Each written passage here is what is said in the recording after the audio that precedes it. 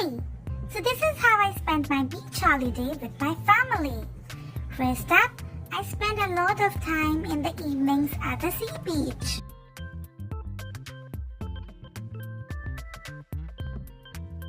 I have also went out for long walks in a beautiful seaside park with my sibling and my parents.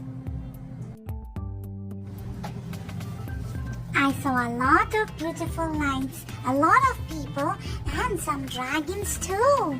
Ooh!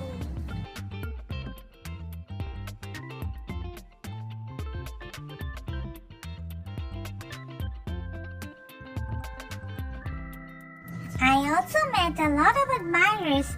Some of them were small and cute. Where we stayed, there were a lot of pretty small birdies and some bunnies too. I took a look at them as well.